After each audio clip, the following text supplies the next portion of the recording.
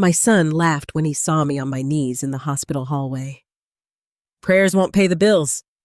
"Dad," Ethan said loudly, his voice echoing against the cold white walls. "You're wasting your time, just like you wasted your money." I didn't answer. I just kept whispering my prayer, even as my hands trembled. Because he didn't know. He didn't know whose bills had been paid in this very hospital, or how many lives had been quietly saved. And he certainly didn't know that the chapel he mocked held the truth about everything. But he was about to find out. If this moment made you feel something, don't keep it to yourself. Tell me where you're watching from and what time it is for you right now. And if you believe some things in life can't be measured in money, I'd really like to hear your thoughts. Don't forget to like and subscribe. Your support means more than you know. I never imagined that the moment my son would look at me with the most disappointment would happen in a hospital hallway. But to understand how we got there, you have to understand who I used to be and who I became after everything fell apart. My name is Caleb Morrison. I'm 68 years old, a retired accountant, and for most of my life, I believed in numbers more than anything else. Numbers made sense. They followed rules. They didn't lie, and they certainly didn't abandon you. Faith, on the other hand, that came later. I wasn't always a man who prayed. In fact, if you had met me 30 years ago, you would have found someone much more like my son, Ethan. Practical, grounded, skeptical of anything that couldn't be proven or measured. Back then, my world revolved around spreadsheets, tax returns, and long hours at a small accounting firm in downtown Chicago. I worked hard, built a modest but stable life, and made sure my family never had to worry about money. And at the center of that life was my wife, Linda. Linda Morrison was the kind of woman who could walk into a room and make it feel warmer just by being there. She believed in kindness the way others believed in gravity naturally, without question. While I balanced numbers, she balanced hearts. She was also the one who believed in God, not in a loud or preachy way. She didn't force it on anyone. But every Sunday morning, she would sit quietly with her Bible, a cup of tea beside her, and a kind of peace on her face that I never fully understood. "Caleb," she used to say, smiling gently, "you don't have to believe everything right now. Just don't close the door completely." I always laughed it off. "I deal with facts," Linda''d reply. "Not feelings." She never argued. She just smiled like she knew something I didn't. Ethan was closer to me back then. He admired structure, discipline, success. I taught him everything I knew about managing money, about working hard, about building something that lasts. And for a long time, I thought I was giving him everything he needed, until the day everything changed. Linda got sick. It started small: fatigue, a persistent cough, things we thought were nothing. But then came the diagnosis that shattered whatever certainty I had left. Stage 4 lung cancer. I remember sitting in that doctor's office, staring at charts and percentages, trying to make sense of numbers that suddenly felt meaningless. I asked questions about treatments, survival rates, costs. I clung to logic like it could save her.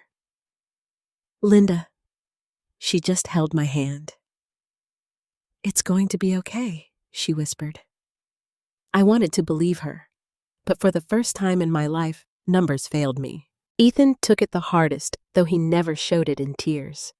He became more focused, more determined, as if working harder could somehow fix what was happening. We tried everything: the best doctors, the most advanced treatments. We spent money I had carefully saved over decades without hesitation. And still, we lost her. The night Linda passed away, the hospital room was quiet. Machines had gone still. The world felt hollow. Ethan stood at the foot of the bed, his jaw clenched so tightly I thought it might break. I was at her side, holding her hand, not ready to let go. She looked at me one last time. Don't let your heart harden, Caleb, she said softly. And take care of Ethan. He's going to need you more than you think. Then she was gone. Something broke inside both of us that night. But we broke in different ways. Ethan stopped believing in anything he couldn't control. He buried himself in work, climbed the corporate ladder faster than I ever imagined, and built a life where everything was calculated, efficient, and on the surface, perfect. He stopped going to church, stopped talking about his mother, stopped feeling at least where anyone could see it. And me, I found myself sitting in that same hospital chapel a few days after her funeral. I don't even remember walking there. I just remember sitting alone in a wooden pew, staring at a simple cross on the wall, feeling more lost than I had ever felt in my life. For the first time, numbers couldn't explain anything. So I did the one thing I had never done before. I prayed. It wasn't elegant. It wasn't practiced. I didn't even know what I was saying. I just spoke. I spoke about Linda, about the years we had together, about the things I never said enough, about the fear that was still sitting heavy in my chest. And something unexpected happened. The room didn't change. The pain didn't disappear. But there was a quiet, a stillness. As if, for the first time since I lost her, I wasn't completely alone. I didn't become a different man overnight. Faith didn't suddenly answer all my questions, but it gave me something I didn't know I needed. A reason to keep going. Over the next few months, I kept going back to that chapel. At first, Ethan didn't notice. He was too busy building his career, traveling, closing deals, chasing success. But eventually he did. "Dad, you've been going to church?" he asked one evening, his tone somewhere between confusion and disbelief. "Sometimes," I said simply. He shook his head. "After everything that happened." "After Mom, that's exactly why," I replied. He didn't understand, and maybe I didn't expect him to. But that was the beginning of the distance between us. A distance that would grow wider with every passing year. Because while I was learning to let go, Ethan was learning to hold on tighter, to control, to logic, to the belief that anything outside of that was weakness. And eventually he would look at me, the man who raised him, and see not strength, but foolishness. Especially when he started noticing where my time and my money were going. He just didn't know the whole story. Not yet. The first time Ethan questioned me about money, I didn't think much of it. After all, I had raised him to notice details. Numbers were his language, just like they had once been mine. It was only natural that he would eventually start paying attention to mine, but I underestimated what those numbers would come to mean to him. It started one afternoon when he came over unannounced. Ethan never did that. He was the kind of man who scheduled everything: meetings, calls, even family visits. So when I heard a firm knock at my front door at 3 p.m. on a Tuesday, I already knew something was off.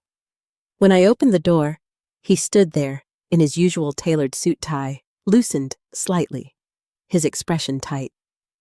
"Dad," he said, stepping inside, without waiting to be invited. "We need to talk." That tone. It wasn't concern. It was confrontation. I closed the door quietly behind him. "What's wrong?" He didn't sit down. He didn't take off his coat. He just pulled out his phone and turned the screen toward me. "I've been reviewing your accounts." I felt a small, familiar tension settle in my chest. "You've been reviewing my accounts," I repeated. "Yes," he said, his voice controlled but sharp. "Because you gave me access years ago, remember? In case anything ever happens." I did remember. It had seemed practical at the time. Responsible. I hadn't expected it to become this. "What did you find?" I asked calmly. Ethan let out a short breath as if he had been holding it in for too long. "I found withdrawals," he said. "Regular ones. Large ones." He tapped the screen again, scrolling through numbers that I already knew by heart. 5,000 here, 10,000 there. Over and over again. Dad, this isn't normal. I stayed quiet because I knew exactly where that money had gone. But I also knew this wasn't the moment to explain it. Are you being scammed? He asked suddenly, his voice rising. Is someone taking advantage of you? No, I said softly. Then where is it going? He demanded. I looked at him. Really looked at him. The same boy I had once taught to balance his first checkbook, now standing in front of me like a stranger demanding answers, like I was a liability instead of his father. I'm taking care of some things, I said. That wasn't enough for him. It's almost all of your savings, Dad, Ethan snapped. Do you have any idea how long it took you to build that decades, and now it's just disappearing? It's not disappearing, I replied. Then explain it. I hesitated, and that hesitation was all it took. Ethan shook his head, a bitter laugh escaping him. Unbelievable, what I asked quietly. You're hiding something, he said. And whatever it is, it's not good. That's not true. Then prove it. His words hung in the air between us, heavy and sharp. For a moment, I considered telling him everything. About the hospital, about the people, about the quiet decisions I had made over the years, one bill at a time. But then, I remembered something Linda used to say. Kindness doesn't need an audience, and more importantly, I remembered the promises I had made. So instead, I shook my head. I can't, I said. Ethan stared at me like I had just confirmed his worst fears. You can't, he repeated. Or you won't, I won't, I admitted. That was the moment something shifted. I could see it in his eyes. The trust he had in me cracked. Do you have any idea how this looks? He said, his voice quieter now, but colder. You're an elderly man making large unexplained withdrawals, refusing to talk about it. This is exactly how people lose everything. I haven't lost anything, I said. You're about to, he shot back. Silence filled the room. It felt different this time.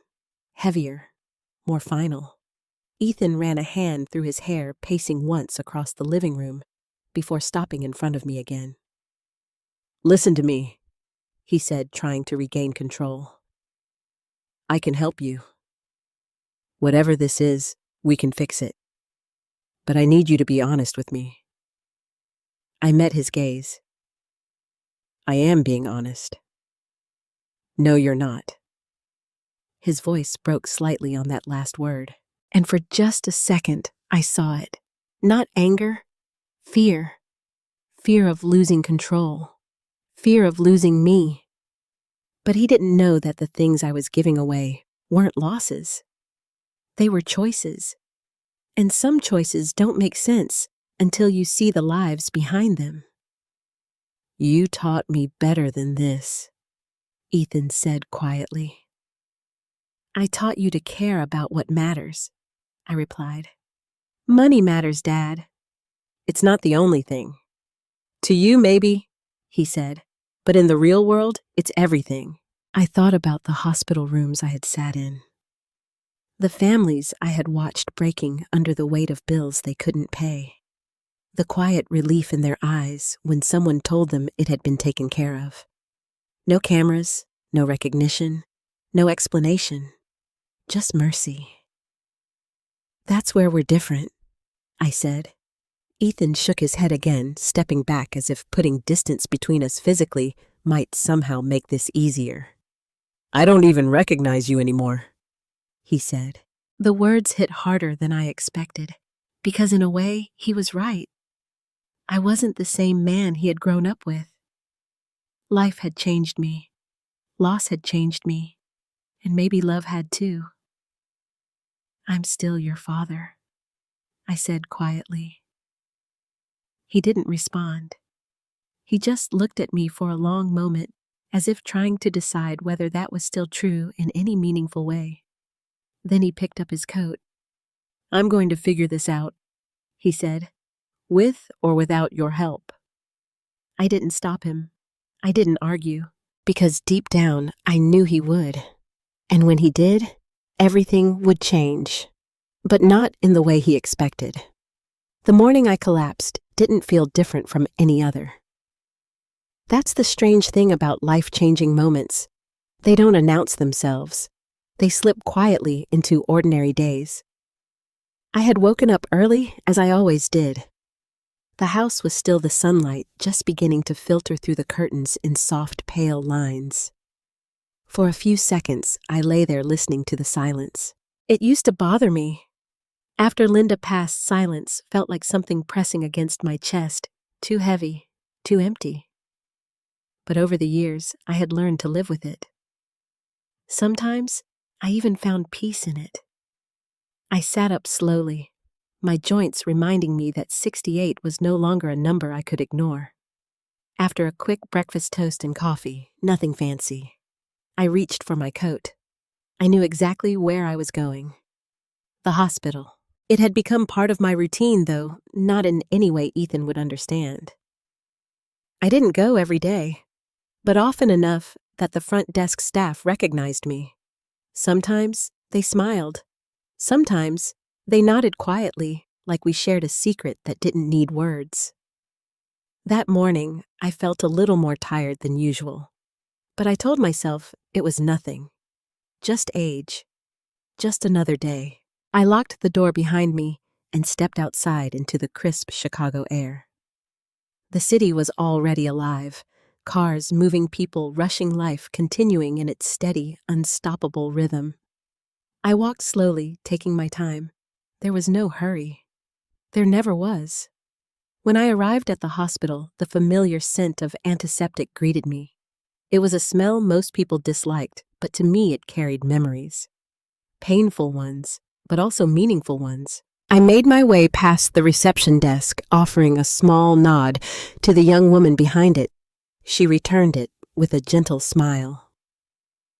"Good morning, Mr. Morrison." "Good morning," I replied.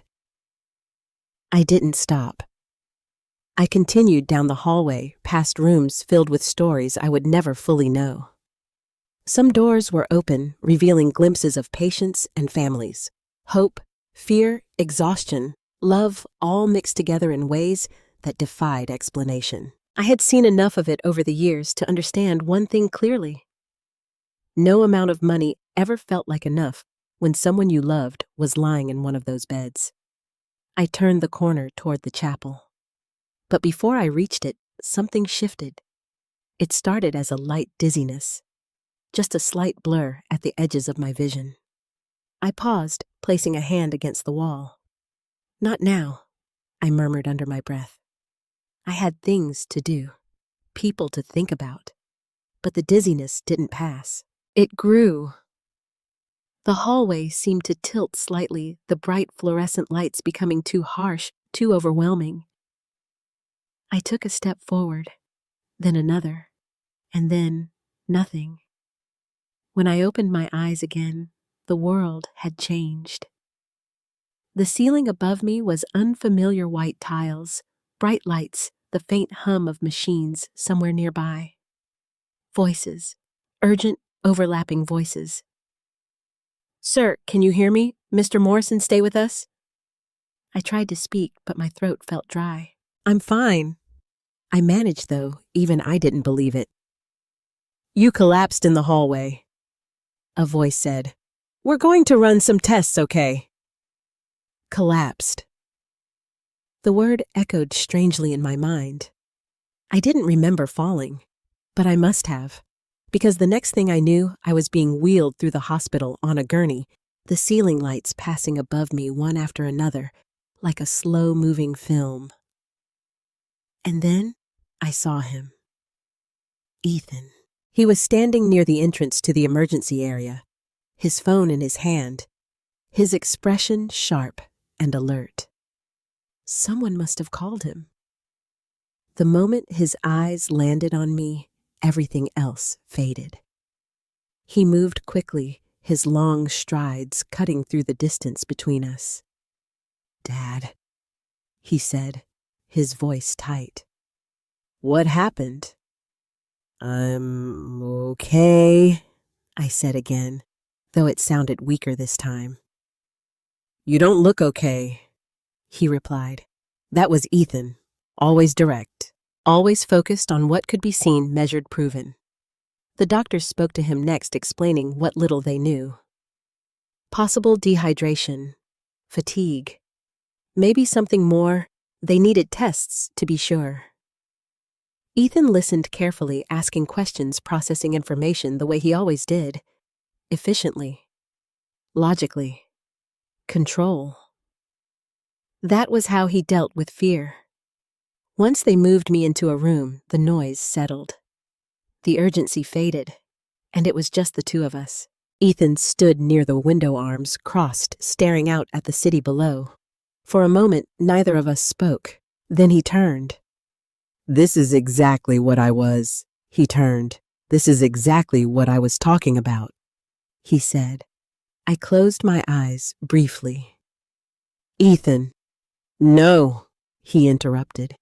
"You're overexerting yourself, running around God knows where, giving away money, stressing yourself out. This is what happens." "I wasn't talking about," he said. I closed my eyes briefly. "Ethan." "No," he interrupted. "You're overexerting yourself, running around, God knows where, giving away money, stressing yourself out. This is what happens. I wasn't—" "You collapsed in a hospital hallway, Dad," he said sharply. "Do you hear how that sounds? I did. It sounded like weakness, like failure, at least in his world." "I'm still here," I said quietly. "Barely," he replied. His words stung more than I expected.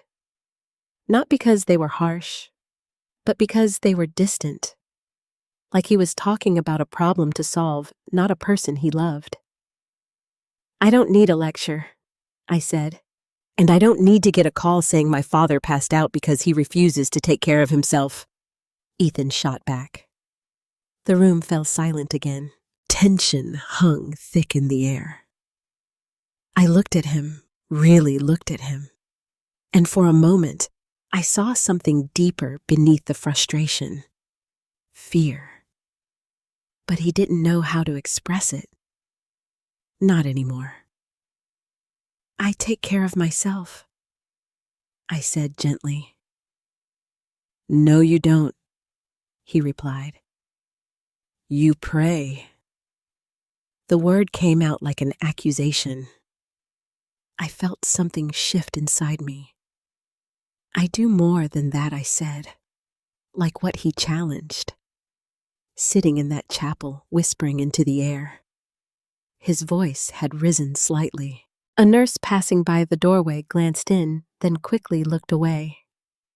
Ethan didn't notice, or didn't care. "Prayer isn't nothing," I said. "It doesn't fix anything," he snapped. "It didn't fix, Mom did it." The words hit like a blow. For a second, I couldn't breathe. That was the line he had never crossed before.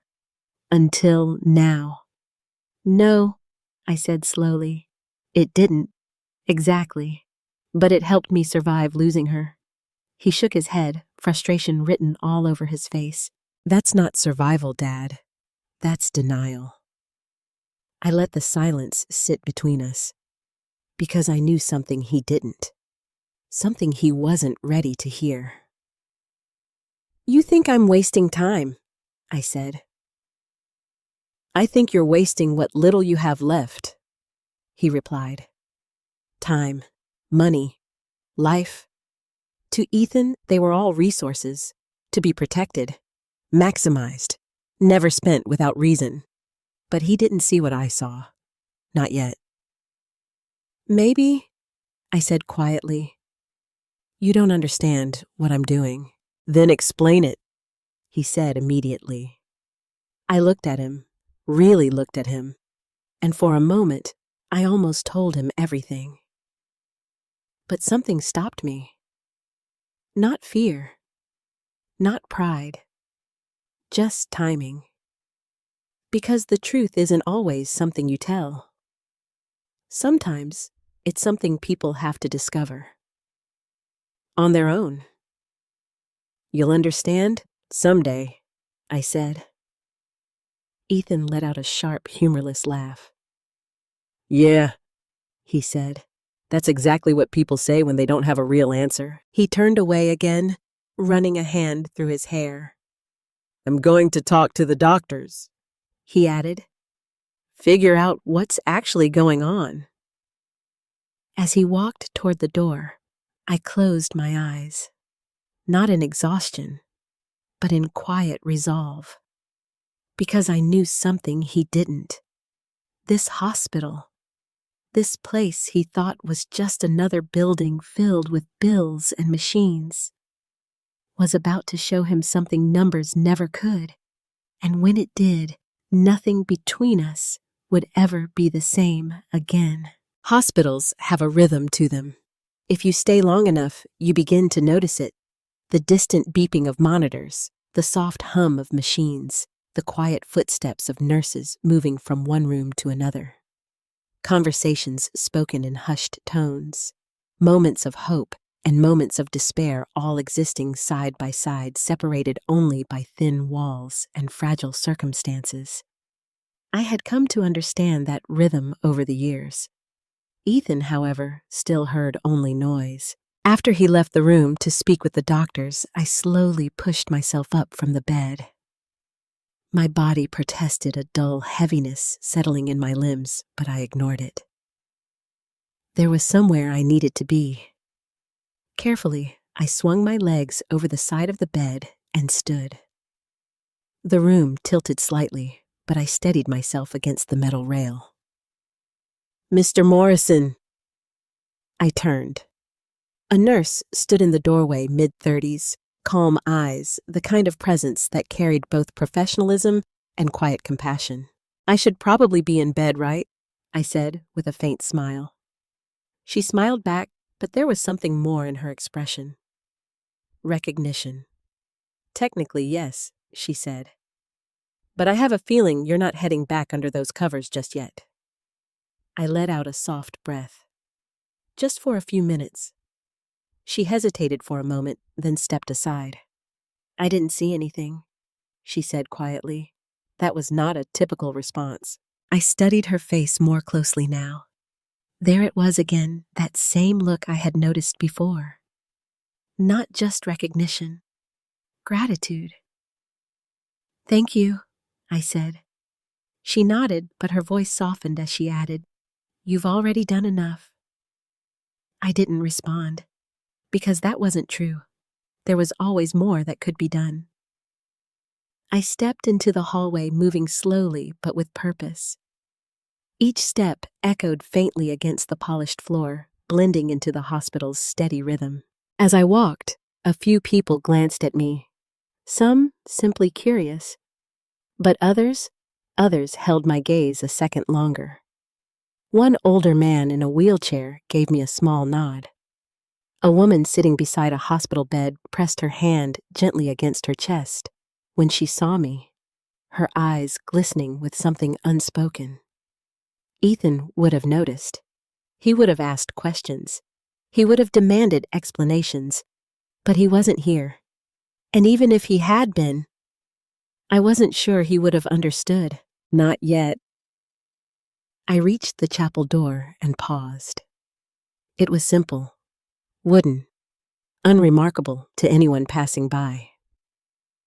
But to me, it had become the one place where everything made sense when nothing else did. I pushed it open gently. The inside was quiet, as it always was. Soft light filtered through stained glass windows, casting faint colors across the floor. A few empty pews, a small altar, a cross mounted on the wall. Nothing grand, nothing impressive, and yet everything I needed. I walked to the same pew I always chose and sat down slowly. For a moment, I just breathed, letting the silence settle around me. Then, as I had done so many times before, I bowed my head. "I'm still here," I whispered. Not because I expected an answer, but because saying it out loud reminded me that every breath, every moment, every opportunity to help someone else was something I had once almost lost the chance to have. "Thank you," I added quietly. My thoughts drifted as they often did to the people I had met in this place, faces I would never forget. A young mother who had cried when she learned her child's surgery would go ahead. An elderly man who had squeezed my hand without knowing my name. A teenager who had looked at me with confusion when I told him his bills were taken care of, as if kindness was something unfamiliar. Moments. Small, quiet moments that never made headlines, but mattered. More than anything Ethan would ever see on a balance sheet. I closed my eyes, and for a while, I simply prayed. Not for miracles, not for answers, just for strength. Strength to keep going. Strength to keep giving. Even if no one understood. Even if it meant being misunderstood by the one person whose opinion should have mattered the most. Footsteps echoed faintly behind me. At first, I didn't react. People came and went from the chapel all the time. But then, a voice. Low, sharp, familiar, of course. My eyes opened slowly. I didn't need to turn around to know who it was. "Ethan." I stayed where I was, still seated, still calm. "You're here," he said, his tone edged with disbelief. "Instead of resting, instead of listening to the doctors." I turned my head slightly, meeting his gaze. "And you followed me," I replied. "I didn't have to follow you," he said. "They told me where you went." There it was again, that shift. The way the staff spoke about me. Ethan noticed it too. I could see it in the way his eyes narrowed, the way his attention sharpened. "They seem to know you pretty well," he added. I didn't answer. That only made it worse. You collapse, and instead of staying in your room, you sneak off to sit here. He continued gesturing around the chapel. "Do you realize how insane that sounds?" "It's not insane," I said quietly.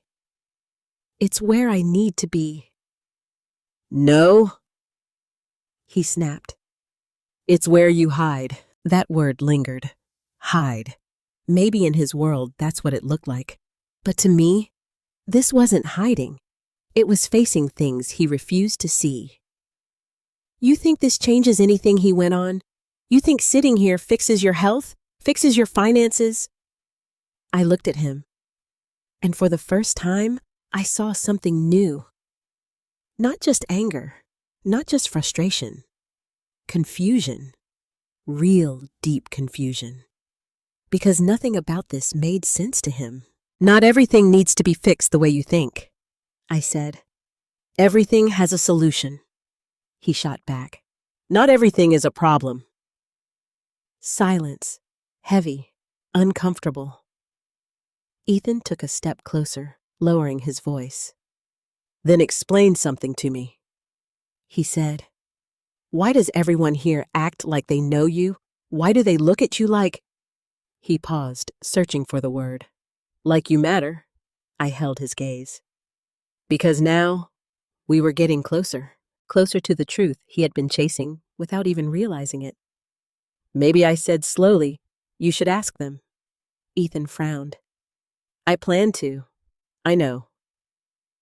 Another silence, but this one felt different, like something had shifted, not resolved, not healed, but opened.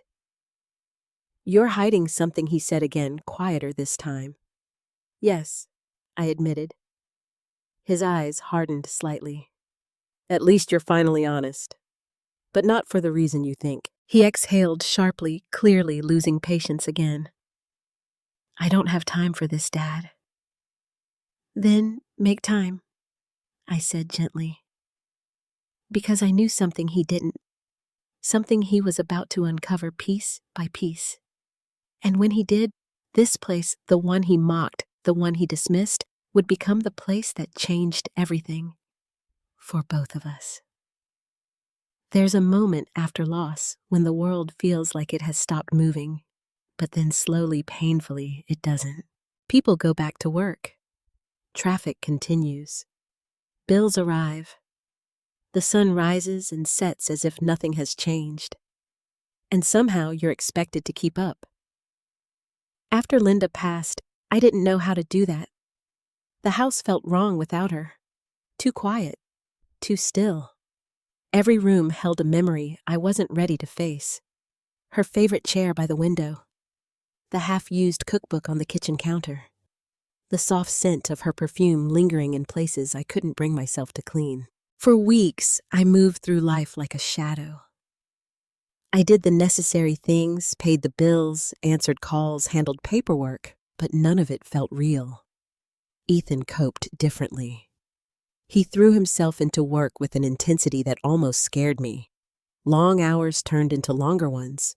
Weekends disappeared. Conversations became shorter, more practical.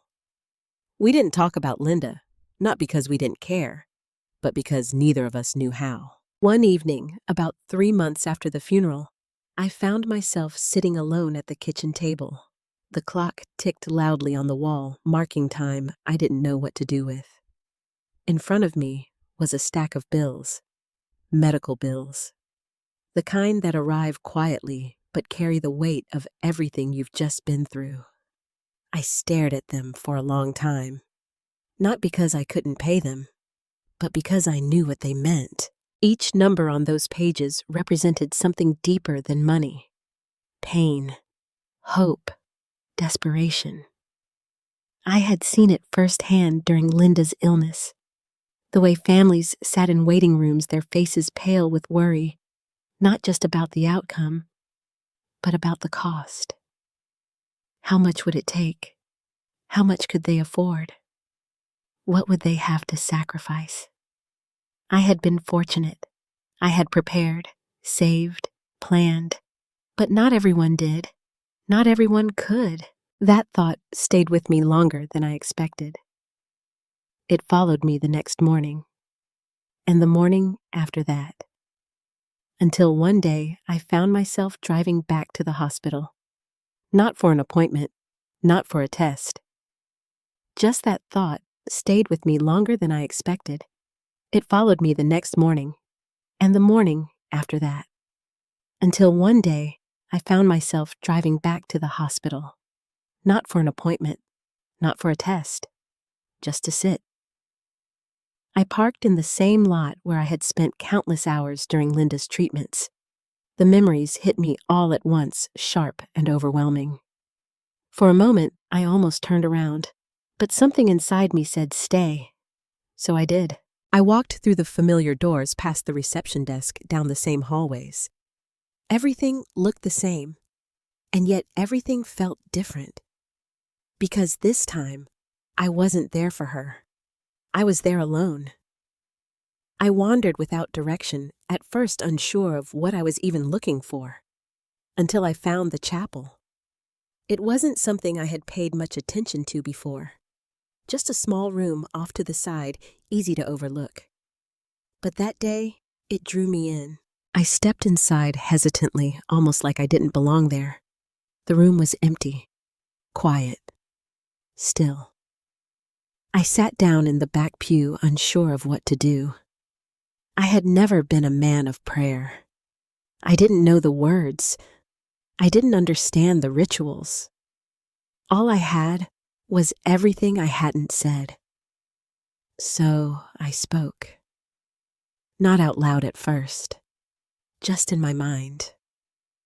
I spoke about Linda, about how much I missed her, about the anger I felt at losing her so soon, about the questions that had no answers. Why her? Why us? Why now? And then slowly, the thoughts turned into something else. Something quieter. Something softer. "Help me understand," I whispered. The words surprised me because for the first time in my life, I wasn't asking for control. I was asking for peace. I don't know how long I sat there. Minutes, hours. Time didn't seem to matter. But when I finally stood up to leave, something had shifted. The pain was still there. The loss was still real. But it didn't feel as heavy. Like I could carry it instead of being crushed by it. That was the beginning. Not of answers, but of something I hadn't of answers. But of something I hadn't known I needed. Faith. I didn't suddenly become a different person. I didn't start preaching or quoting scripture, but I started coming back. Again and again. Sometimes I sat in silence. So me times I spoke. Sometimes I just own I needed. Faith. I didn't suddenly become a different person. I didn't start preaching or quoting scripture. But I started coming back. Again and again. Sometimes I sat in silence. Sometimes I spoke. Sometimes I just listened. And over time, something else began to change. It happened on a random afternoon. I was leaving the chapel when I passed a woman sitting in the hallway, her head in her hands. She was crying. Not loudly, not dramatically. Was crying. Not loudly, not dramatically. Just quietly breaking. I hesitated. Part of me wanted to keep walking. It wasn't my business. I didn't know her. I didn't have anything to offer. But another part of me, the part Linda had always nurtured, just quietly breaking. I hesitated. Part of me wanted to keep walking. It wasn't my business. I didn't know her. I didn't have anything to offer. But another part of me, the part Linda had always nurtured, told me to stop. So I did. "Are you all right?" I asked gently. She looked up startled, as if she hadn't expected anyone to notice. "My son," she said, her voice trembling. "He needs surgery, and we can't afford it." There it was. The same fear I had seen before. The same helplessness. I didn't know what to say at first, so I did the only thing that felt right. I sat down beside her, and I listened. She told me everything about her job, her struggles, the way the bills had already piled up before this. I didn't interrupt. I didn't offer solutions. I just listened, and when she finished, I felt something settle inside me, a clarity I hadn't felt before. "Have you spoken to billing?" I asked. She shook her head. "It doesn't matter. I've already seen the estimate." And when she finished, I felt something settle inside me, a clarity I hadn't felt before. "Have you spoken to billing?" I asked. She shook her head. "It doesn't matter. I've already seen the estimate." I nodded slowly. Then I stood up. "Wait here," I said. She looked confused. "Why, I just need a moment." I walked down the hallway, my heart beating a little faster. Not from fear, but from certainty. I found the billing office, and for the first time, I did something that would change everything. "I'd like to cover a patient's bill," I said. The woman behind the desk looked at me surprised. "Excuse me," I repeated myself. Her expression shifted from confusion to something else. Respect. "Are you sure?" she asked. "Yes." She hesitated for a moment, then nodded. "All right," she said. "We can arrange that." It wasn't a complicated process, just paperwork, signatures, numbers. Numbers I understood very well. But this time, they felt different. Because they weren't about profit. or loss. They were about impact. When I left the office and returned to the hallway, the woman was still there, waiting. I sat down beside her again. "You should talk to billing," I said.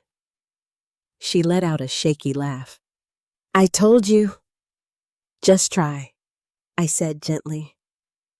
Something in my voice must have convinced her, because she stood up, and for the first time since I had seen her, there was a small flicker of hope in her eyes. I watched her walk away, and in that moment, I understood something I had never understood before. Faith wasn't just about prayer. It was about action, and from that day on, I never stopped. Ethan didn't confront me again that day, not in the way he usually did. No raised voice, no sharp questions, no accusations thrown like weapons. Instead, he watched, and somehow that was worse. After our conversation in the chapel, he walked out without another word. But I could feel it, the shift in him, the way his mind had locked onto something new. Not just suspicion anymore. Investigation. That's what Ethan did best. He didn't let things go. He followed them, pulled at threads until they unraveled completely. And I knew he wouldn't stop now. Later that afternoon, I was back in my hospital room, sitting upright in bed as a nurse checked my vitals. The monitors beeped softly, steady, and indifferent. "You should really rest," she said gently. "I will," I replied. But we both knew that wasn't entirely true. My body might have needed rest, but my mind was already preparing. Because something had started, something inevitable. "Your son's been asking questions," she added almost casually. I looked at her. "Has he?" She hesitated, then nodded. "He spoke to a few people. Front desk billing, even one of the residents." I let out a slow breath. "Of course he had. That sounds like him," I said. She gave me a small, knowing smile. "He seems determined."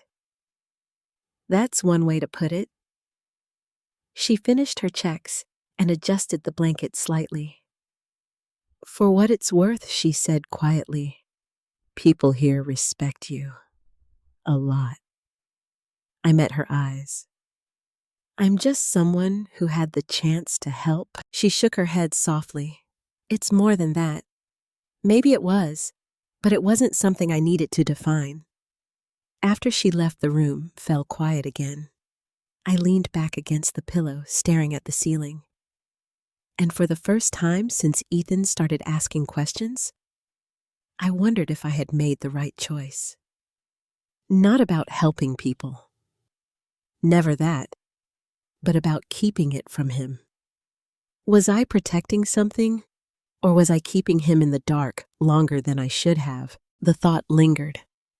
Uncomfortable. Unresolved. But before I could follow it further, the door opened. Ethan stepped inside. This time, he didn't look angry. He looked focused, controlled. Which in Ethan's world usually meant something serious was coming. "How are you feeling?" he asked. It sounded like a normal question, but I knew better. "Better," I said. He nodded once, then closed the door behind him. "I spoke to the doctors," he said. "They think it was a combination of exhaustion and low blood pressure. Nothing immediately life-threatening, but not something you can ignore either." "I understand." "Do you?" he asked, his tone still calm. "Yes." He studied me for a moment, as if trying to decide whether to believe that. Then he moved on. I also spoke to the billing department. There it was. The first piece. I didn't react, at least not outwardly, and I asked. "They were careful," he said. "Didn't give me much. Privacy policies, confidentiality, all that? That sounds right." but he continued stepping closer. They didn't deny anything either. I stayed silent. Ethan's eyes narrowed slightly. "You've been paying people's bills?" he said. It wasn't a question. It was a conclusion. I met his gaze. "Yes." The words settled between us. Simple, undeniable, but not complete. For how long, he asked. A while. That's not an answer. "No," I said. "It's not." His jaw tightened. "How much?" He pressed. "That's not the right question. It's the only question that matters." He shot back a hint of his old frustration breaking through. "It matters to you," I said. "It matters to reality, Dad," he replied. "You don't just help people with money like that without consequences. I know exactly what I'm doing. Do you?" he challenged. "Because from where I'm standing, it looks like you've been draining your entire life savings without telling me." "That's true." He blinked clearly, not expecting me to admit it so easily. "So you're just okay with that?" he asked. "Yes." The simplicity of my answer seemed to unsettle him more than any argument could have. Why, he demanded. I took a breath, not to defend myself, but to choose my words carefully. "Because I've seen what happens when people don't have a choice," I said. "That's not your responsibility," Ethan replied immediately. "Maybe not. Not maybe," he corrected. "Definitely not." "Then whose is it?" I asked quietly. He didn't answer right away, because there wasn't a clean answer to that, not one that fit neatly into his world of logic and control. "You can't save everyone," he said finally. "I'm not trying to. Then what are you trying to do?" I looked at him, really looked at him, and for a moment I saw the boy he used to be, the one who believed in fairness, in right and wrong, in doing the right thing even when it wasn't easy. "I'm trying to do what I can," I said. He shook his head slowly. "That's not a plan. That's emotion." "Maybe."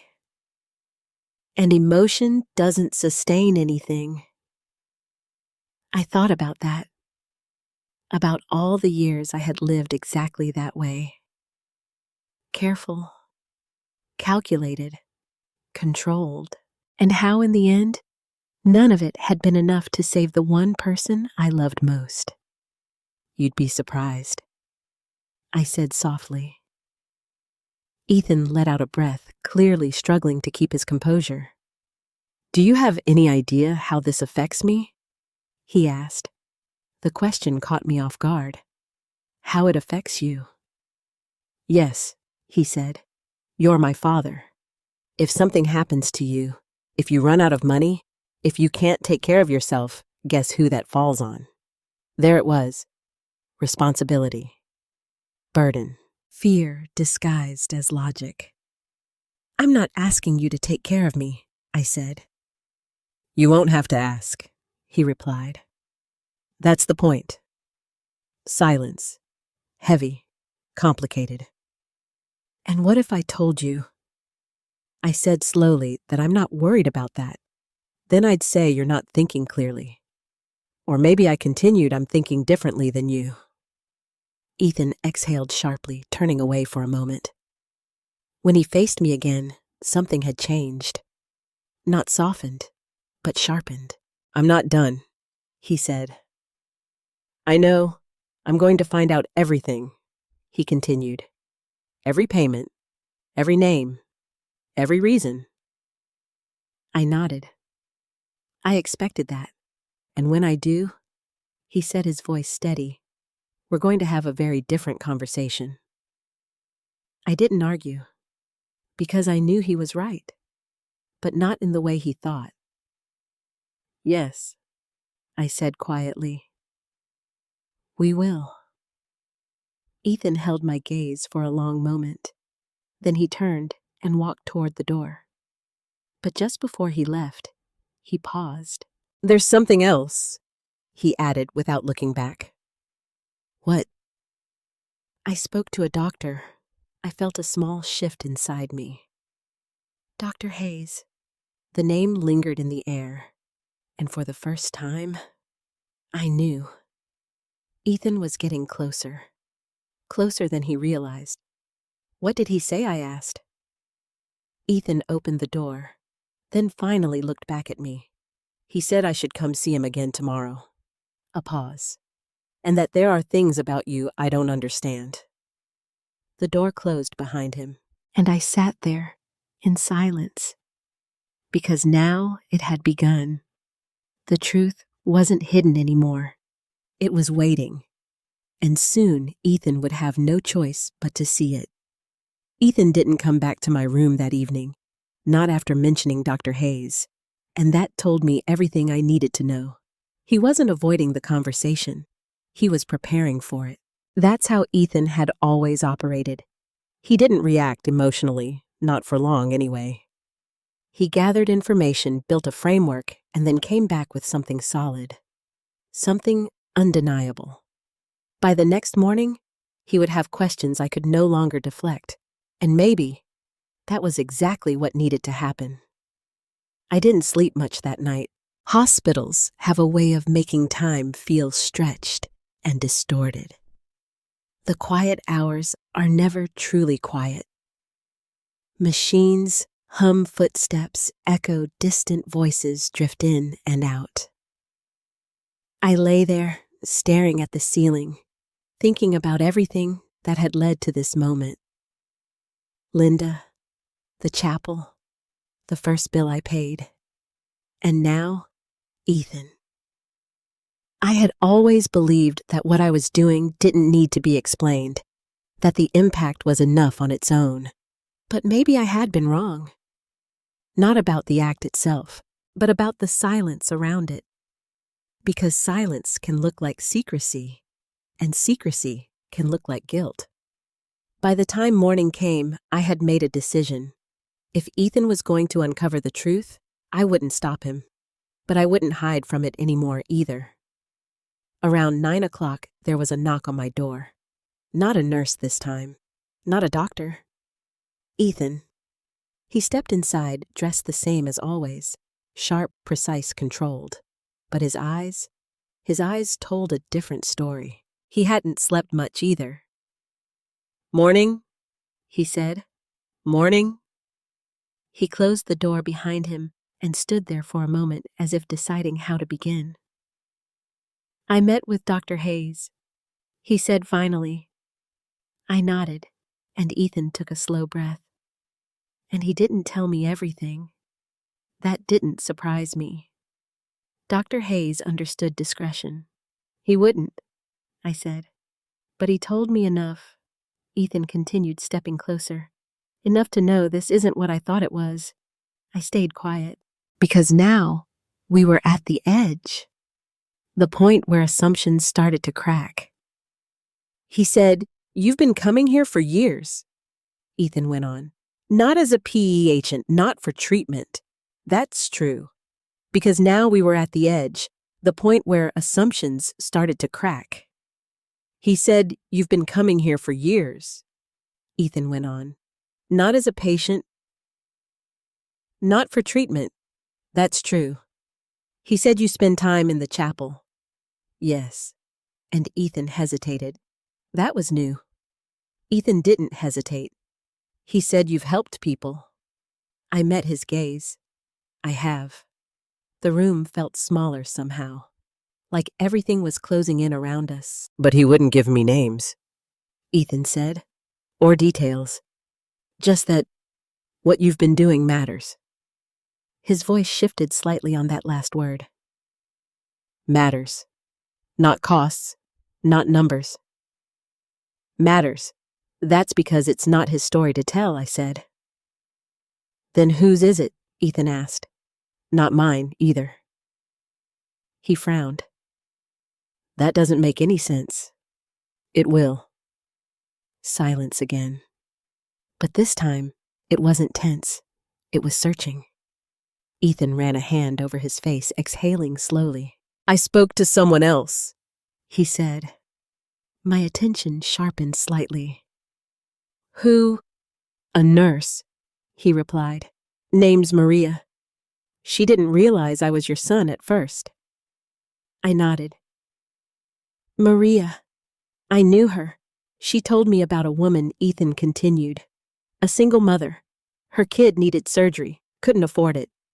I didn't interrupt. She said someone covered the entire bill. No name, no recognition. Just gone. He looked at me. Was that you? I held his gaze. Yes, the word landed differently this time. He didn't react immediately, didn't argue, didn't challenge. He just absorbed it. And challenge. He just absorbed it. And that wasn't the only one, he said slowly. No, how many I didn't answer right away, because the number didn't matter. What mattered was what it represented. Enough, I said. That's not specific. It's not supposed to be. That wasn't the only one, he said slowly. No. How many? I didn't answer right away, because the number didn't matter. What mattered was what it represented. Enough, I said. That's not specific. It's not supposed to be. Ethan let out a breath, shaking his head slightly. You've been doing this for years, he said. Thousands, maybe more. Yes. And you never told me. No? Why? The question came softer this time, not accusatory, genuine, and that changed everything. Because it wasn't about being seen, I said. He looked at me, really looked this time. Not as a problem, not as a risk, but as a person he was trying to understand.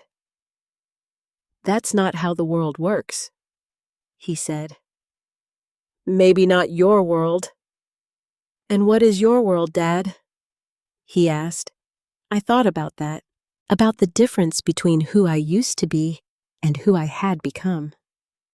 My world, I said slowly, is one where if you have the ability to help, you do. No contracts, no guarantees, no return. No, that's not sustainable. It doesn't have to be. Ethan shook his head again, but there was less resistance now, more confusion. Do you even know what you've given up? He asked. Yes. And you're okay with that? Yes. Another silence, but this one felt different, like something inside him was shifting, even if he didn't fully realize it yet. I don't understand you, he said finally. I know. And that's the problem. Or maybe, I said gently, it's the beginning. He looked at me sharply. The beginning of what understanding? Ethan didn't respond, not right away. Instead, he walked to the window, staring out at the city below. Cars moved. People rushed. Life continued. Just like it always did. I always thought he began, then stopped. Thought what I asked. That success meant control, he said. That if you managed things right, money, time, decisions, you could avoid this. This, I repeated. Uncertainty, loss, dependence. I nodded slowly. I used to think that too. He turned back to me. So what changed? I didn't hesitate. Your mother. The words hung in the air. Simple, but heavy. She believed in things I couldn't see. I continued. And when I lost her, I realized something. What? That control doesn't protect you from pain. Ethan's expression tightened slightly. And this does, he asked, gesturing vaguely. Not from pain, I said, but from becoming someone who ignores it. That hit him. I could see it. because for the first time, he didn't have an immediate response. I'm not ignoring anything he said, but his voice lacked its usual certainty. No, I said gently. You're just trying to fix it in a way that makes sense to you. And you're not. I'm trying to respond to it. Another pause, longer this time, more thoughtful. Ethan looked down at his hands, then back at me. What happens when the money runs out? He asked. It was a practical question, a real one. The same thing that happens to everyone, I said. We figure it out. That's not a plan. It's faith. He let out a quiet, almost incredulous breath. I don't know if I can live like that. I didn't ask you to. Silence. Then slowly, Ethan nodded. Not in agreement, but in acceptance of something he didn't fully understand yet. I'm meeting Dr. Hayes again later, he said. I nodded. Good. And he said, there's more I should see. I felt something settle inside me, because I knew what that meant. Yes, I said softly. There is. Ethan looked at me one last time before heading for the door. This time, his expression wasn't sharp, or cold, or dismissive. It was uncertain. And for the first time in a very long time, that felt like progress. Because uncertainty means something is beginning to change. Ethan didn't tell me where he was going after he left my room. But he didn't need to. I already knew. Dr. Hayes wasn't just going to explain things. He was going to show him. And that was something no words could prepare him for. The hours passed slowly, too slowly. I sat in my room, watching the light shift across the walls as the day moved forward. Nurses came and went. A doctor stopped by briefly to check my condition. Everything was routine, but nothing felt routine anymore. Because somewhere in this hospital, Ethan was stepping into a world he had never allowed himself to see. Not spreadsheets, not projections, not controlled outcomes. Real lives, real consequences, real stories. And for the first time, he wasn't observing from a distance. He was inside it. Late in the afternoon, the door to my room opened. I didn't look up right away. I already knew. The silence said everything. Ethan stepped inside slowly. But something was different. Not just in his expression, in the way he moved. Less rigid, less certain. He closed the door behind him without a word, then stood there. For a long moment, I finally looked at him, and for the first time since this all began, he didn't look like he had answers. He looked like someone who had just lost them. Well, I asked gently. Ethan let out a slow breath. I met Dr. Hayes, he said. I figured. He didn't explain anything at first. Ethan continued. Not the way I expected. I stayed quiet. Because I knew exactly what Dr. Hayes had done. He just walked me through the hospital, Ethan said. There it was. Not theory. Experience. He introduced me to people. Ethan went on, his voice quieter now. Patients. Families. Staff. I watched him carefully. People who knew you. He swallowed slightly. And they didn't just know your name. Of course they didn't. They knew moments. They knew relief. They knew something he had never valued until now. What did they say? I asked. Ethan hesitated. Then slowly, they said, You changed things. The words came out almost reluctantly, like he wasn't sure he believed them yet. Not everything, I said, just something. He shook his head slightly. That's not what they made it sound like. Silence. Then Ethan walked further into the room, sitting down in the chair across from me. And when he spoke again, his voice had changed. I met a man, he said. His name's Daniel, late 50s, heart condition. I nodded. I remembered Daniel. He told me his surgery was scheduled months out. Ethan continued. Insurance delays, cost issues, the usual things. I stayed still, listening.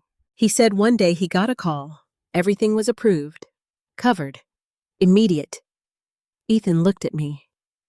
He thought it was a mistake. It wasn't, I said. No, Ethan agreed quietly. It wasn't. He looked down at his hands for a moment before continuing. He said he never found out who did it, just that someone stepped in. Another pause. Then Ethan added almost to himself, and that it saved his life. The room fell silent, but this silence was different. It wasn't heavy with conflict. It was filled with something else. Realization. That's one story, Ethan said after a moment.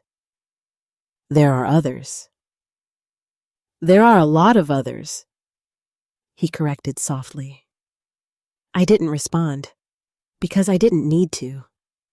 He had seen them, one by one, piece by piece, and now he couldn't unsee them.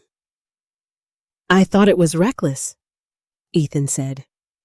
It is, I replied calmly. He looked up at me surprised. You admit that? Yes. Then why? Because some things are worth the risk. Ethan opened his mouth, then closed it again. Because for the first time, he didn't have a counter-argument ready. I met a nurse, he said instead. Older. Been here a long time. Margaret, I said. He blinked. You know her? I do. She told me. He hesitated. What did she say? Ethan looked at me. She said, you don't just pay bills. I felt a small shift inside me. She said you sit with people. I nodded slowly. When they're alone, Ethan added. Yes, when they don't have anyone else, yes. He leaned back slightly in the chair, his mind clearly trying to process everything. That's not something you can measure, he said. No. That's not something you can plan for. No. Then why do it? I looked at him. Because now. He was finally asking the right question. Because someone has to, I said. He stared at me for a long moment, and then something in his expression softened. Not completely, not fully, but enough. I thought you were losing control, he said. I am. That doesn't scare you. It used to. And now I understand something I didn't before. What? That control isn't the same as purpose. The words settled between us, and I could see them working inside him. Slowly, carefully, breaking down the walls he had built over years of thinking one way. I don't know if I can do what you've done, Ethan said quietly. I never asked you to, but I also don't think... He paused. Don't think what I don't think. I can go back to seeing things I can go back to seeing things the way I did. There it was, the shift. Not complete, not finished, but undeniable. That's enough, I said. Ethan nodded slowly, then looked at me again. But there's something else, he added. I waited. Dr. Hayes showed me records way I did. There it was, the shift. Not complete, not finished, but undeniable. That's enough, I said. Ethan nodded slowly, then looked at me again. But there's something else, he added. I waited. Dr. Hayes showed me records, he said. Not financial ones. Not exact numbers. I felt my chest tighten slightly. But timelines, he continued. Dates. Cases. And now we were getting closer. Closer to the part I had never spoken about. The pattern goes back years, Ethan said, before Mom passed. Yes. He leaned forward slightly. And then it increases. I didn't look away. After she got sick, he said. Yes. And even more after she died, yes. Ethan's eyes searched mine. Why? The question was simple. But the answer was everything. I took a slow breath. Because this was the moment. The one I had avoided. The one I had waited for. Because I made her a promise, I said. Ethan stilled. A promise, he repeated. Yes. What kind of promise? I looked at him, and for the first time, I didn't hold anything back. The kind you don't break. Silence. Deep. Unavoidable. And for the first time since all of this began, Ethan didn't interrupt, didn't question, didn't challenge. He just listened. Because now, we were no longer talking about money, or control, or logic. We were talking about something deeper. Something he had never truly understood. Until now. And something that was about to change everything he thought he knew. Promises carry weight. Not the kind you can measure or quantify, but the kind that settles into your bones and stays there long after the moment they were made. Ethan didn't speak right away after I said it. I made her a promise. The room seemed quieter somehow, as if even the machines understood that something deeper had entered the conversation. A promise to Mom, he asked, finally. Yes. His voice softened slightly, but there was still confusion behind it. What kind of promise makes you do all this? He asked, gesturing vaguely, as if the entirety of what I had done couldn't fit into words. I leaned back slightly against the pillow, feeling the weight of memories settle in. It started near the end, I said. Ethan stilled. Because we both knew what that meant. The end of Linda's life wasn't something we talked about, not openly, not completely, but now there was no avoiding it. She knew before I did, I continued quietly, about how serious it was. Ethan frowned slightly. The doctors told us. They told us pieces, I said, but she understood the whole picture. I could still see it, the way Linda had looked at me in those final weeks, not afraid, not angry, just aware. She didn't spend her last days asking why I said. She spent them thinking about other people. Ethan shook his head slightly, almost sated in disbelief. That sounds like her. She didn't spend her last days asking why, I said. She spent them thinking about other people. Ethan shook his head slightly, almost in disbelief. That sounds like her, he admitted. It does. I agreed. I paused, letting the memory come fully into focus. There was a night, I said.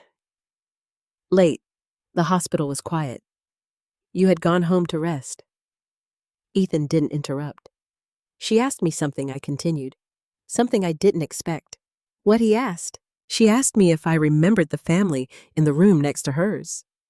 Ethan frowned, searching his memory. I don't remember. You wouldn't, I said. You weren't there most of the time. That wasn't an accusation, just a truth. There was a little girl, I went on. Same condition as your mother, but different circumstances.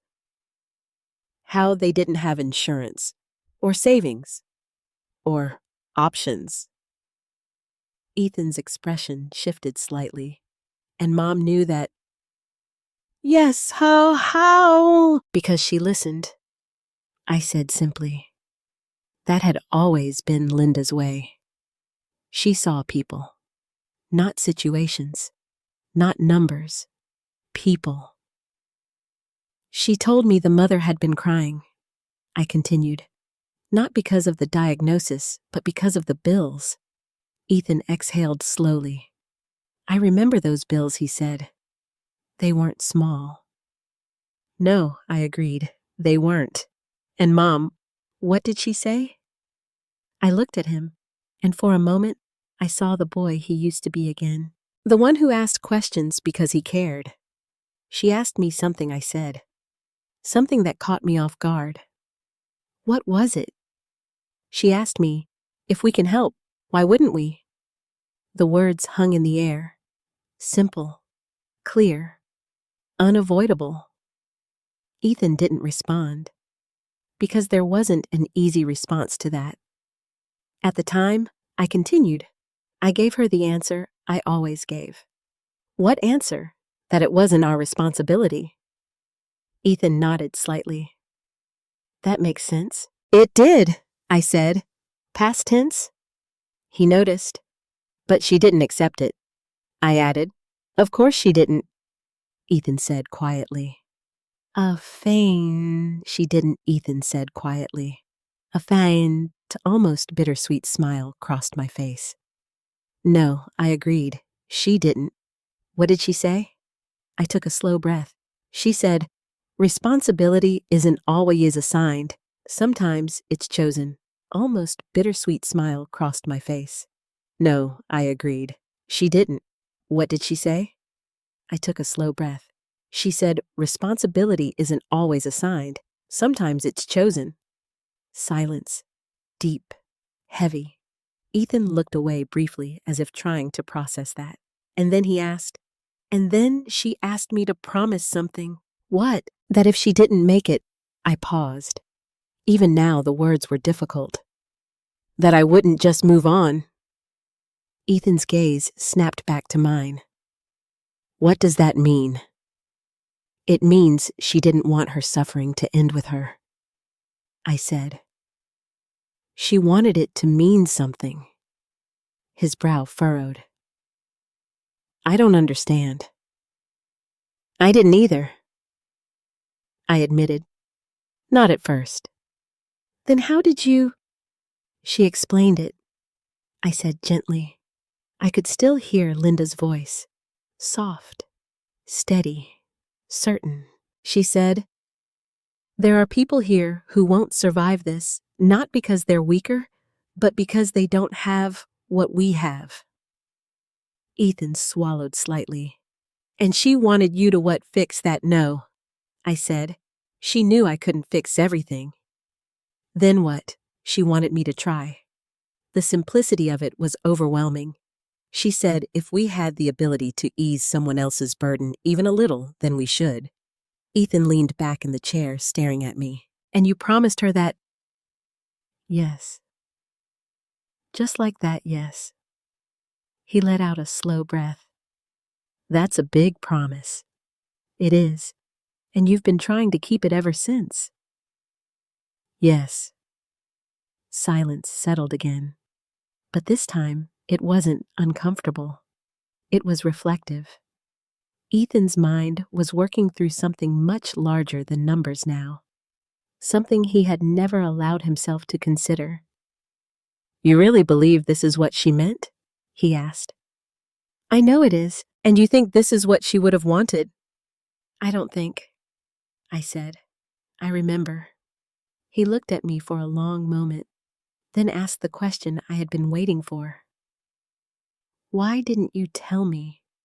There it was. The heart of it. Because everything else led to this. I took a breath. Because you weren't ready to hear it. That's not fair, he said immediately. No, I agreed. It's not.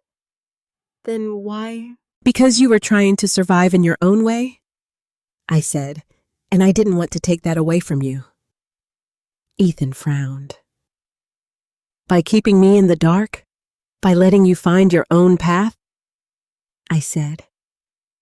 And what if I never did? He asked. I looked at him, then smiled slightly. You would have. How can you be so sure because you're her son? The words hit him. I could see it. Because for the first time, he didn't look defensive, or frustrated, or analytical. He looked emotional. In a way, he hadn't allowed himself to be in years. I thought you were throwing everything away, he said quietly. I was giving it meaning. I thought you were being reckless. I was being intentional. I thought. He stopped. What I asked, I thought you were lost. I shook my head gently. No, that I was found. Silence. Then Ethan let out a breath that sounded almost like surrender. Not defeat, but release. I don't know if I can see the world the way you do, he admitted. You don't have to, but I also don't think I can ignore what I saw yesterday. That's enough. He nodded slowly, then looked at me again. Do you think Mom would be proud of this? He asked. I didn't hesitate. Yes, and of me. That question was different, more vulnerable, more honest. I held his gaze. She already was. Ethan looked away quickly, blinking once, and for the first time since all of this began, he didn't try to hide it. The emotion, the weight, the shift. Because something inside him had finally cracked open. And once something like that opens, it never fully closes again. There are moments in life when something shifts so quietly you almost miss it. Not a dramatic change, not a sudden transformation, just a subtle realignment, like a compass slowly correcting its direction. That's what I saw in Ethan over the next few days. He didn't suddenly become someone else. He didn't start talking about faith or purpose or sacrifice. That wasn't who he was, but something inside him had moved. And once something moves like that, it never fully returns to where it was. He started visiting more often. Not just to check on me, but to sit. Sometimes in silence, sometimes asking questions. Different questions now. Not, how much not, why would you do this? But, how did it feel? That was new.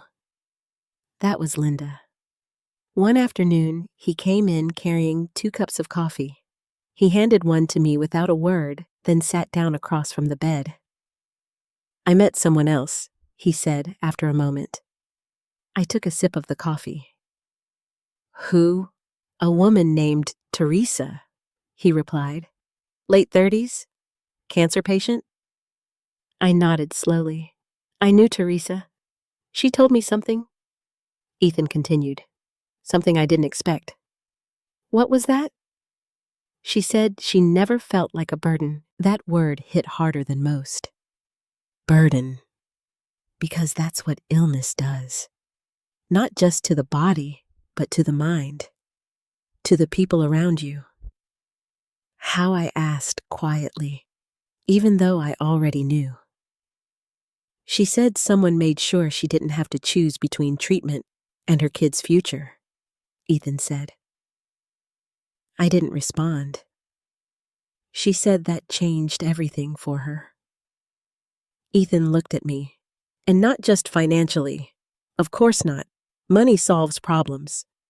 But dignity, that's something else entirely. She said it gave her peace, he added. I nodded slowly. That matters more than people realize. Ethan leaned back slightly, staring at the floor. I used to think peace came from stability. That's something else entirely. She said it gave her peace, he added. I nodded slowly. That matters more than people realize. Ethan leaned back slightly, staring at the floor. I used to think peace came from stability, he said. And now I'm not sure anymore. That was progress. Uncertainty again. But this time, it didn't look uncomfortable on him. It looked honest. I also spoke to Dr. Hayes again, he continued. What did he say? He said something I can't stop thinking about. I waited. He said, you don't just change outcomes, you change experiences. I felt something tighten in my chest, because that was exactly what Linda had meant. Not saving everyone, but making the journey less painful. That's a big distinction, I said. I didn't understand it at first, Ethan admitted. I thought outcomes were everything. They're important, but not everything, he finished. I nodded. Silence settled between us again. But this silence was comfortable. Like two people finally speaking the same language even if they weren't fluent yet. After a moment, Ethan leaned forward slightly. There's something else, he said. I looked at him. What is it I asked the billing department for an estimate? For what? For everything you've paid. I exhaled slowly. Of course he had. That must have been a long conversation, I said. It was. And they couldn't give me an exact number, he said. Too many variables. Too many cases. That sounds right, but they gave me a range. I waited. And it's significant. I know. Ethan studied me carefully. You really gave away that much? Yes. And you're not worried? No, not even a little. I thought about that. About everything I had given. Everything I had let go of. And everything I had gained in return. No, I said finally. He shook his head slightly, but there was no frustration in it this time. Just disbelief. I spent my entire career trying to build something, he said. And you did. He shook his head slightly, but there was no frustration in it this time. Just disbelief. I spent my entire career trying to build something, he said. And you did. And you spent the last few years dismantling it. Rebuilding it, I corrected gently. He looked at me. How? By turning it into something that lasts. That doesn't make sense, he said. Not in the way you're used to thinking. Then explain it to me. I considered that, because this wasn't something you could explain with numbers, or logic, or strategy. Tell me something, I said instead. What do you think happens to money when we're gone? Ethan frowned slightly. It gets passed on, inherited, distributed, and then it gets used. Or lost, I added. He nodded. That too. But what about what we do with it while we're here? I asked. He didn't answer right away. Because that question was different. That's impact, he said slowly. Yes. And you think this is better? I think it's more meaningful. Ethan leaned back again, processing that. I always thought legacy was about what you leave behind, he said. It is, but not just things I added. He looked at me. Then what? People. Silence, because that was harder to quantify, harder to control, harder to predict, but impossible to ignore. I saw that yesterday, Ethan admitted quietly. In what way? In the way people talk about you, he said. They don't talk about what you gave them. They don't. They talk about how it made them feel. I smiled slightly. That's the part that stays. He nodded slowly, then looked down at his hands again. I don't think I've ever done anything like that, he said. Not in the same way I agreed. Then what have I been doing?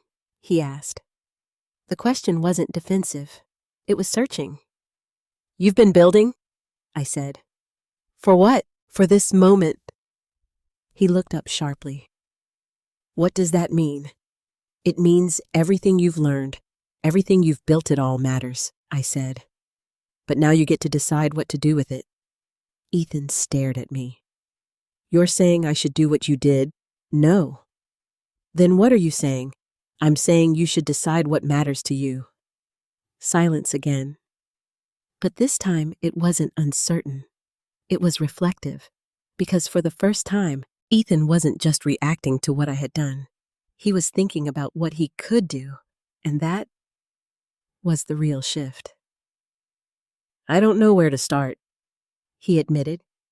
You don't have to start big, I said. Then how? I smiled slightly. The same way I did? He frowned.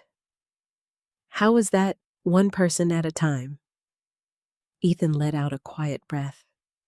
That doesn't sound very efficient. It's not. And you're okay with that? Yes. He shook his head slightly. You've really changed, he said. I thought about that. About the man I used to be. The man Linda had loved. The man Ethan had learned from. And the man I had become. Maybe I said. Then I looked at him. But maybe I just finally understood what she was trying to teach me all along.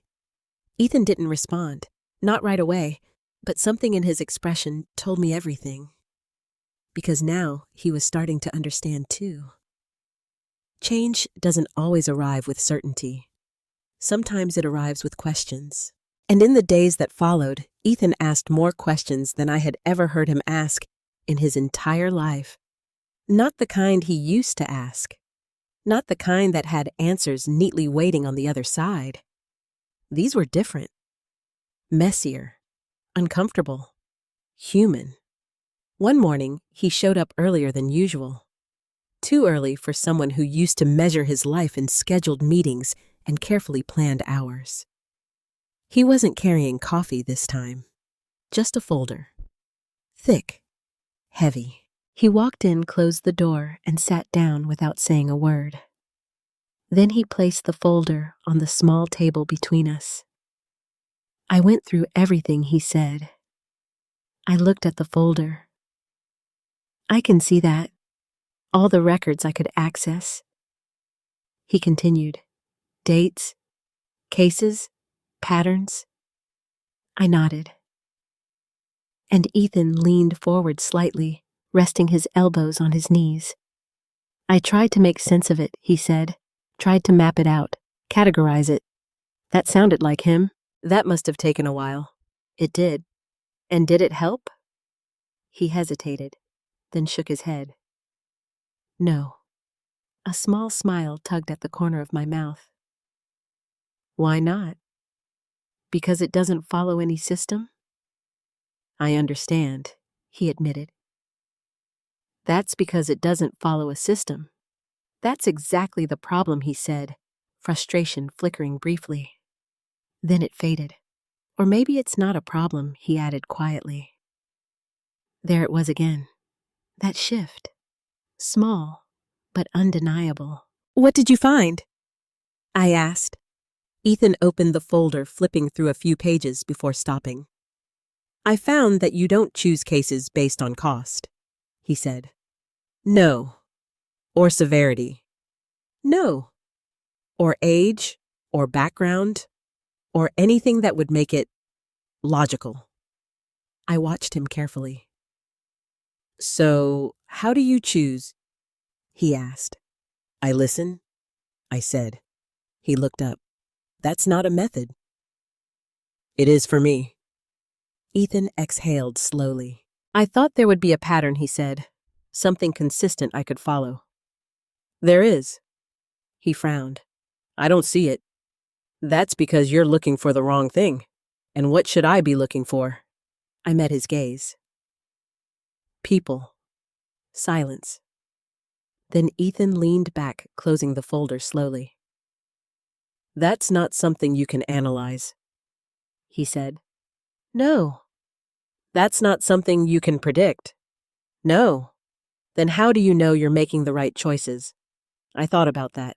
About all the moments I had questioned myself. All the times I had wondered if I was doing enough or too much. You don't always know, I said.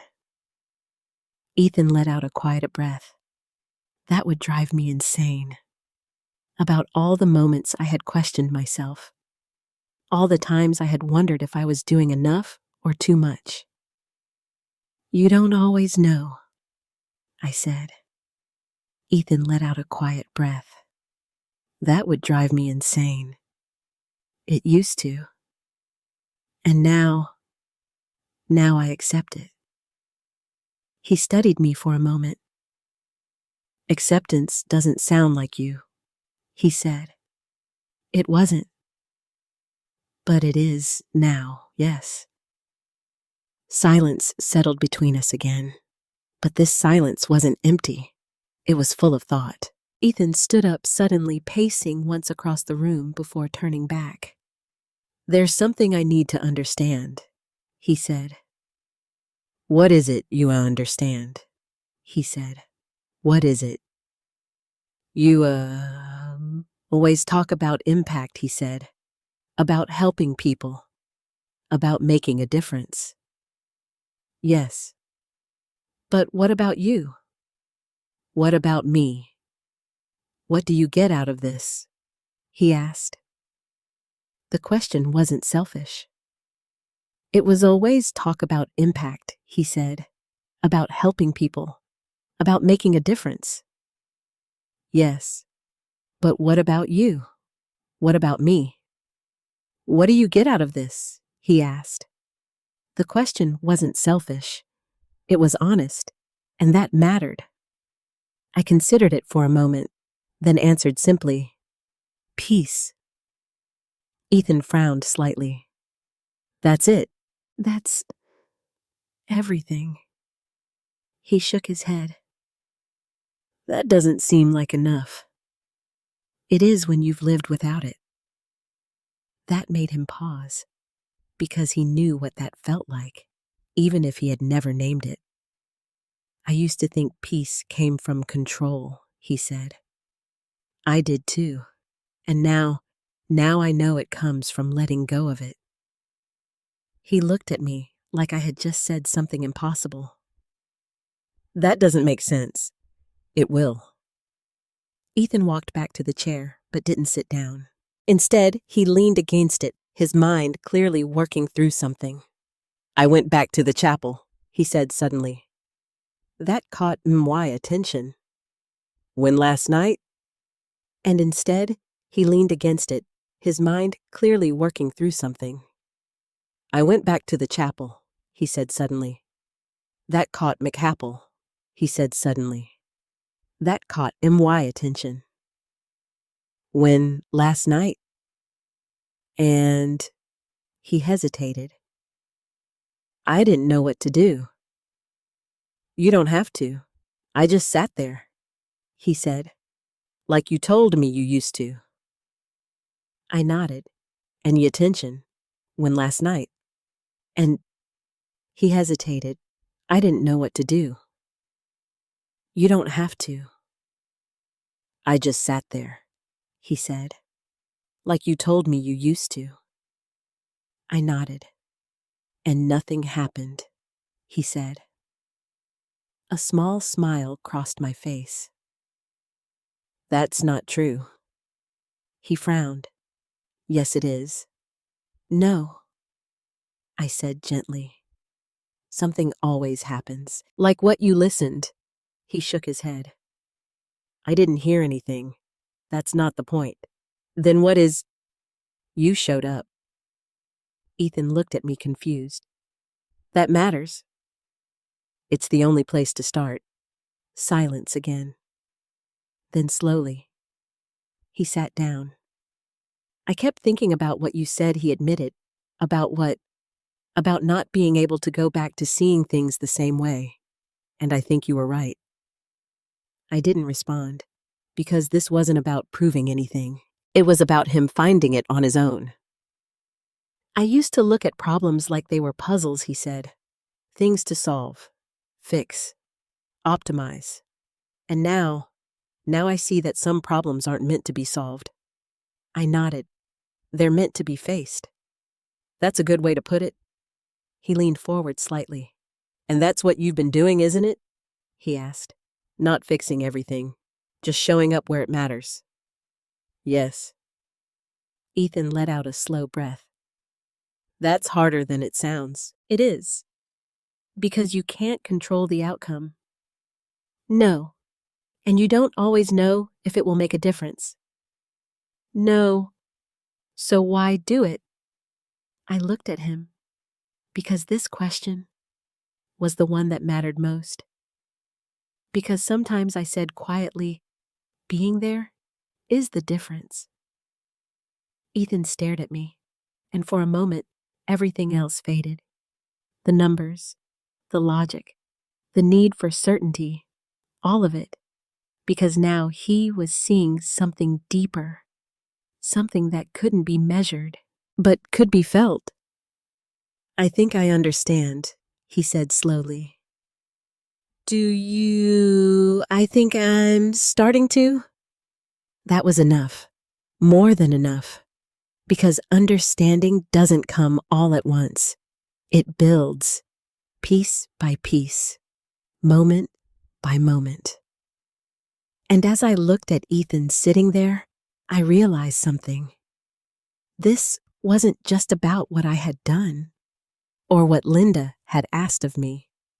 It was about what came next. Because for the first time, Ethan wasn't just questioning my choices. He was beginning to question his own. And that was where everything truly begins. The first time Ethan asked to come with me, I knew everything had changed. He didn't say it dramatically, didn't make it sound like a turning point. He just stood near the window, hands in his pockets, and said quietly, "Next time you go, can I come with you?" I looked at him for a moment, because that question wasn't about curiosity anymore. It was about willingness. "You don't have to," I said. "I know," he replied. Silence. Then he added, "But I want to." And that was all I needed to hear. 2 days later, after I had been cleared for short walks, we went together. Not far. Just down the hall. But it felt like something much bigger. Ethan walked beside me slower than usual, matching my pace, without thinking about it. That alone told me more than anything he had said. We stopped first at the chapel. It had become a habit for me, a place where everything made sense even when nothing else did. Ethan hesitated at the entrance, not out of discomfort, but out of uncertainty. Then he stepped inside, quietly, respectfully. We sat down, side by side, no words, no instructions, just presence. After a few minutes, I glanced at him. He wasn't restless, wasn't checking his phone, wasn't looking for something to do. He was just sitting, and that was more than enough. After a while, he spoke, softly. "Do you still pray?" he asked. I nodded. Yes. For what he asked. I thought about that, because the answer had changed over time. I used to pray for answers, I said. And now? "Do you still pray?" he asked. I nodded. Yes. For what? He asked. I thought about that, because the answer had changed over time. I used to answer had changed over time. I used to pray for answers, I said. And now I pray for strength. He nodded slowly. That makes more sense. We sat in silence a little longer. Then Ethan stood up. "Can we go see someone?" he asked. "Of course. Pray for answers," I said. "And now I pray for strength." He nodded slowly. That makes more sense. We sat in silence a little longer. Then Ethan stood up. "Can we go see someone?" he asked. "Of course. Someone you've helped." I studied him for a moment. "You're sure?" "Yes." There was no hesitation in his voice, just quiet determination. So I nodded, and we walked. The hospital felt different with him beside me, not just physically, emotionally, like something that had once been separate from his world was now becoming part of it. We stopped outside a room 312. I knocked gently before opening the door. Inside, a woman sat in a chair beside the bed holding a book.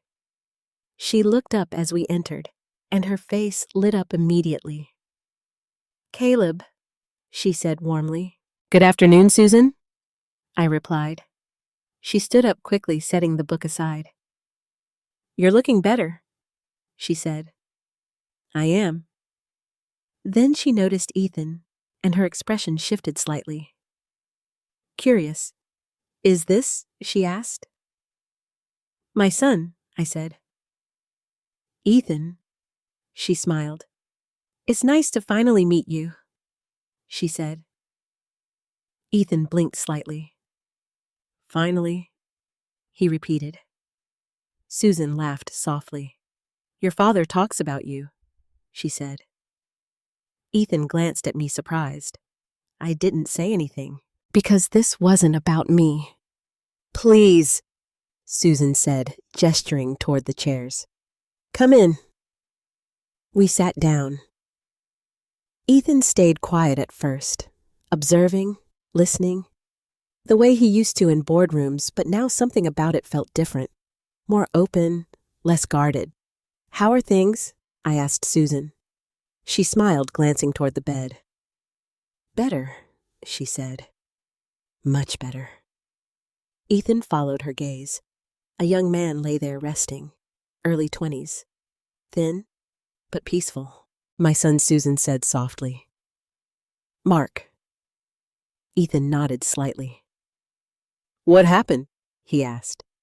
The question was careful, respectful. Susan didn't swass careful, respectful. Susan didn't seem to mind. "Kidney failure," she said. "It came on fast." Ethan's expression tightened slightly. "I'm sorry." She smiled gently. "We're getting through it." Ethan, she looked at me. "Thanks to him, to mind." "Kidney failure," she said. "It came on fast." Ethan's expression tightened slightly. "I'm sorry." She smiled gently. "We're getting through it." Then she looked at me. "Thanks to him." Ethan shifted slightly in his seat. "I heard about cases like this," he said, "but I haven't seen one up close." Susan nodded. "It's different when you do." "Yes," Ethan admitted. There was a pause. Then Susan added, "We were out of options." Ethan looked at her. "What do you mean?" "I mean exactly that," she said. "No insurance coverage left. No savings. No family who could help." Ethan didn't interrupt. Because now, he was listening. Really listening. "I remember sitting right here," she continued, "trying to figure out how to tell my son we couldn't afford to keep him here." Her voice didn't break, but the weight of those words was unmistakable. And then Ethan asked quietly.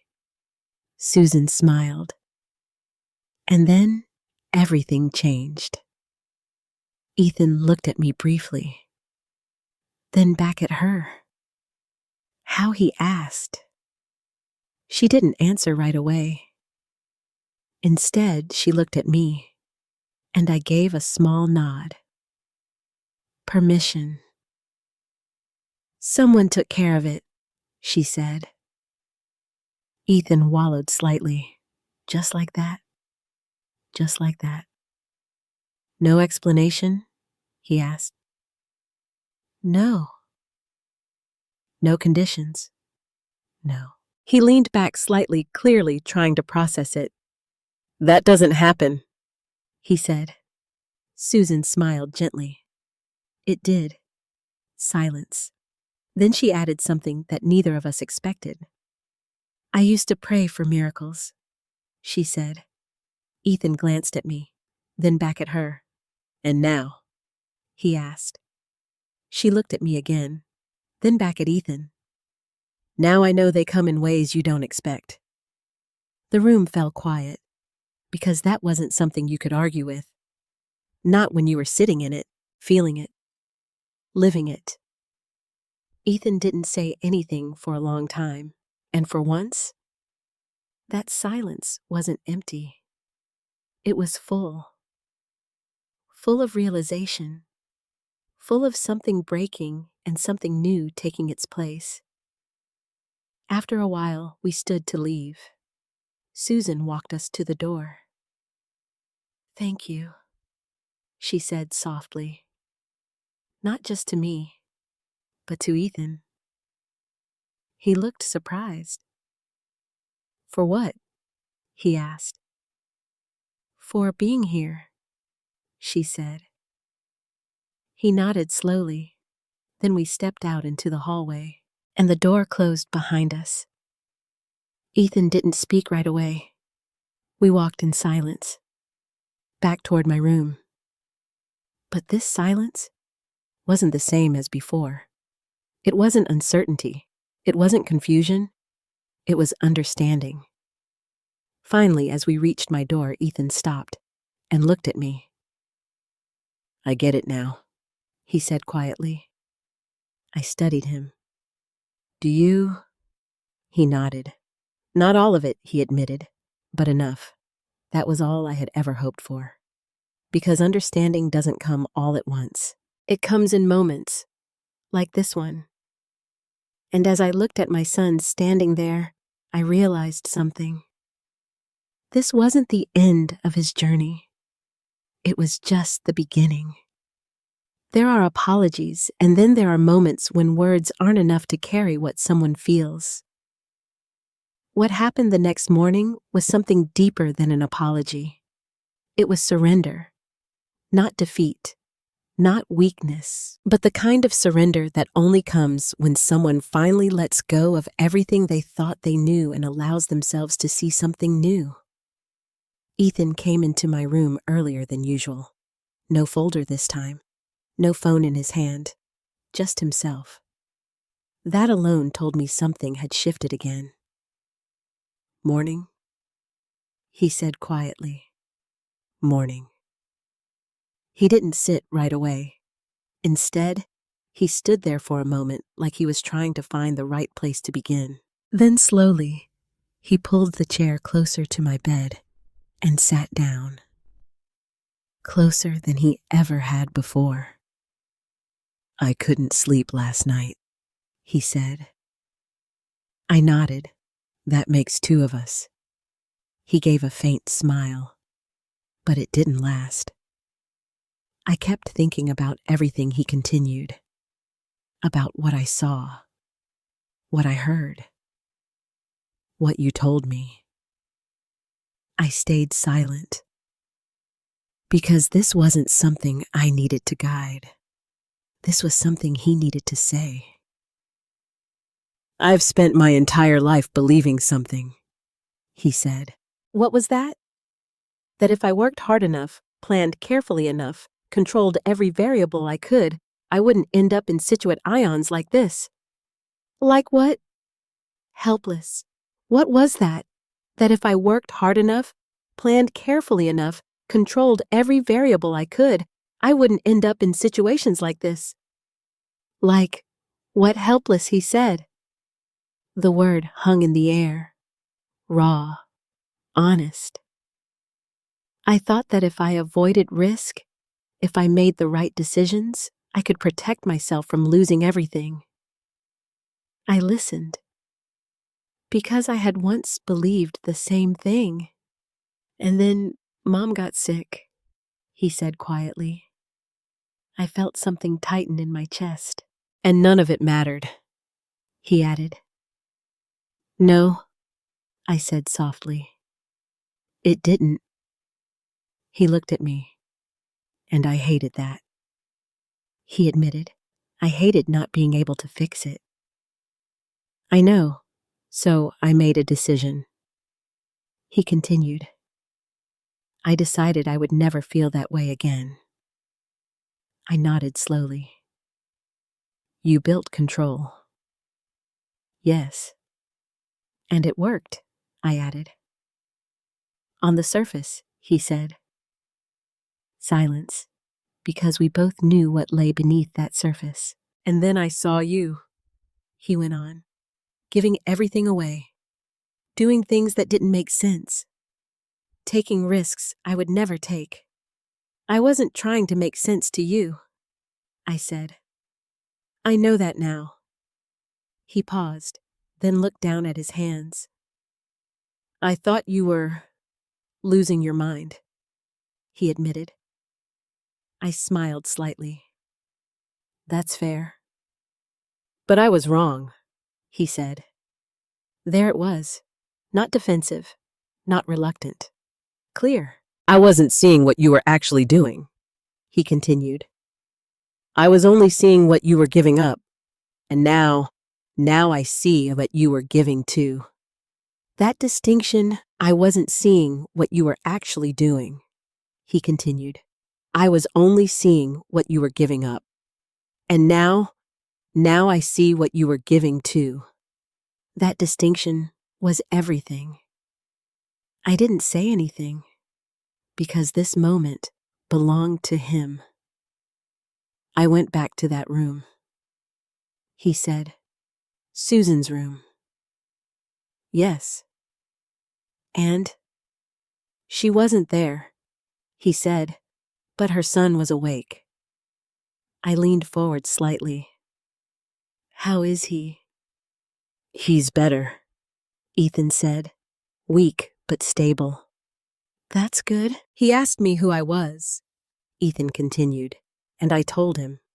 What did he say? Ethan hesitated. Then he said, You're the son of the man who saved my life. Silence, deep, unavoidable. I closed my eyes briefly, because no matter how many times I heard something like that, it never felt normal. Ethan's voice softened. I didn't know what to say, he admitted. You don't have to say anything. I felt uncomfortable, he said. Why? Because it wasn't me, he replied. I didn't do anything. I opened my eyes and looked at him. You were there, I said. That's not the same. No, I agreed, but it matters. He shook his head slightly. I don't deserve that kind of recognition. Maybe not yet, I said, gently. He looked at me. What does that mean? It means you're still deciding who you want to be. Silence. Then Ethan leaned back in the chair, exhaling slowly. I've been thinking about something else, he said. What? All those years, he said. All those times you went out, I thought you were wasting time. I remember. But you were building something, he said. Yes, something I couldn't see. Yes. He nodded slowly. And now I can. That was it. The shift. Complete. Not perfect. Not finished. But real. I'm sorry, he said. Simple. But heavy. For what? For everything, he replied. For judging you. For not listening. For assuming the worst. I looked at him, and for the first time since all of this began, I saw not the man he had become through control and logic, but the son I had raised. You don't have to apologize, I said. Yes, I do, he insisted, because I was wrong. That's part of learning, and I should have trusted you, he added. I smiled slightly. You're here now. That's not the same. It's enough. He looked at me for a long moment, then nodded. Okay, he said quietly. Silence settled again, but this time it wasn't heavy. It was peaceful. After a while, Ethan leaned forward slightly. There's something I want to ask you, he said. What is it, if you had to do it all over again? He said. Would you do anything differently? I thought about that, about every choice, every risk, every moment of doubt. No, I said finally. Not even telling me sooner. I met his gaze. No. He frowned slightly. Why not? Because you wouldn't have understood. And now I do. Yes. He nodded slowly, then asked the question I knew was coming. What happens next? I smiled. That's up to you. He leaned back, considering that. I don't think I can go back to my old life, he said. You don't have to. But I also don't know how to live like you. You don't have to do that either. Then what do I do? I looked at him, the same way Linda had once looked at me, with quiet certainty. You start where you are, I said, and do what you can. Silence. Then slowly, Ethan nodded. And for the first time, it wasn't hesitation. It was decision. Healing doesn't always look the way we expect it to. Sometimes, it doesn't come as a dramatic moment. Not a sudden breakthrough. Not a single decision that changes everything. Sometimes, it arrives quietly, in the choices we make after we finally understand. A week after Ethan asked me what came next, I saw his answer. He didn't announce it, didn't sit me down for a conversation. He just started. It began with a phone call. I was sitting by the window in my room, watching the late afternoon light settle over the parking lot when Ethan walked in. He looked different, not just calm, focused, but in a way I hadn't seen before, grounded. Hey, he said. Hey. He sat down across from me, but this time there was no hesitation, no searching for words. I met with someone this morning, he said. Who? A financial advisor, he replied. I raised an eyebrow slightly. That sounds familiar? He smiled faintly. It does. Silence. Then he leaned forward. I didn't go there to protect what I have, he said. And why did you go? To figure out how to use it. That was the moment. Not loud, not dramatic, but unmistakable. And what did you decide? I asked. Ethan took a breath. I'm setting up a fund, he said. Something structured, sustainable. I listened carefully. Not just random cases, he continued, but something that can continue even when I'm not there. I nodded slowly. That's a good idea, but that's not all, he added. I tilted my head slightly. What else I want to stay involved, he said. Personally, that mattered more than anything. Why? Because I understand now, he said. It's not just about the money. No, it never was. It's about being there, he continued. Seeing it, knowing it. I smiled. That's right, he nodded. I went back to the chapel again this morning, he said. And I didn't know what to say, he admitted. You don't have to say anything. I know, he said. But I think I understand why you go there now. I watched him carefully. Why? Because it's the only place where everything feels honest, he said. That was exactly it. No control, no illusion, just truth. I also went to see Dr. Hayes, he added. What did he say? He said he's seen people change before, Ethan replied. But not like this. I raised an eyebrow slightly. What did he mean? I also went to see Dr. Hayes, he added. What did he say? He said he's seen people change before, Ethan replied. But not like this. I raised an eyebrow slightly. What did he mean? He said most people come here and leave. Ethan said. They feel something, but it fades. And you, I don't want it to fade. There it was, the choice, not just to understand, but to hold on to it. That's up to you, I said. I know, he leaned back slightly, looking more at peace than I had ever seen him. And then he said something I didn't expect. I went to Mom's grave, he said quietly. My chest tightened. When he leaned back slightly, looking more at peace than I had ever seen him. And then he said something I didn't expect. I went to Mom's grave, he said, quietly. My chest tightened. When yesterday. I nodded slowly. And I talked to her, he said. I swallowed. What did you say? He hesitated, then answered honestly. I told her I finally understand. Tears filled my eyes, not from sadness, but from something much deeper.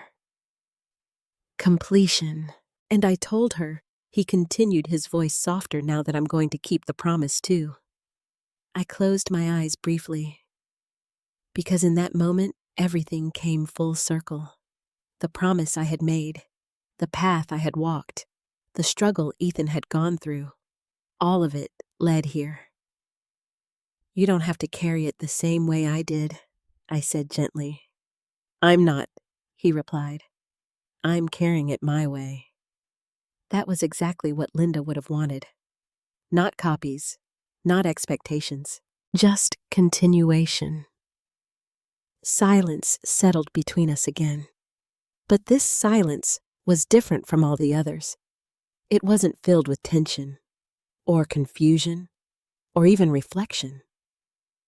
It was filled with peace, the kind that only comes when something unresolved finally finds its place. I used to think prayers were useless, Ethan said after a while. I remember. I thought they were just words people used when they didn't have answers. And now? He looked at me. I think maybe they're not about changing outcomes. No, they're about changing us, he said. I smiled. That's a good way to put it. He nodded slowly. And I think maybe yours worked. I let out a quiet breath. Not because I needed confirmation, but because hearing him say it meant more than anything else. Maybe, I said softly. We sat there for a long time after that. No rush, no need to fill the space. Because everything that needed to be said had been said. And everything that needed to change had begun. A few days later, I was discharged. The hospital doors opened, and for the first time in a long time, I didn't feel like I was leaving something behind.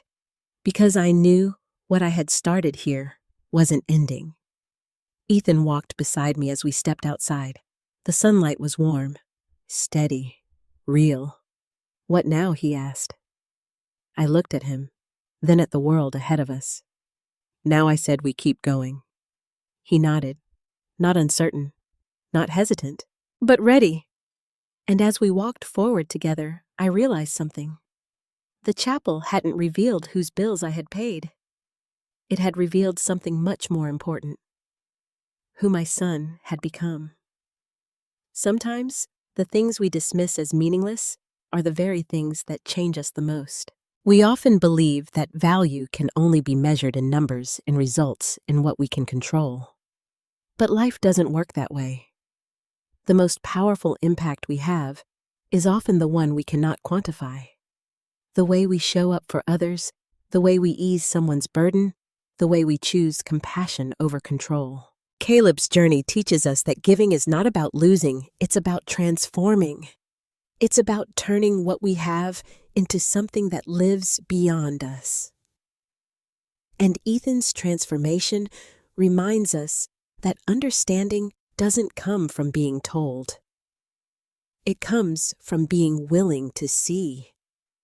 We cannot force others to believe what we believe. We cannot make them understand what we feel. But we can live in a way that one day invites them to discover it for themselves. And sometimes that discovery changes everything. If this story touched you, I'd love to hear your thoughts. Have you ever experienced a moment that changed how you see life? Share it in the comments. And wherever you're watching from, let me know your location and time. I always love knowing who I'm sharing these stories with. Don't forget to like and subscribe if you want more stories like this.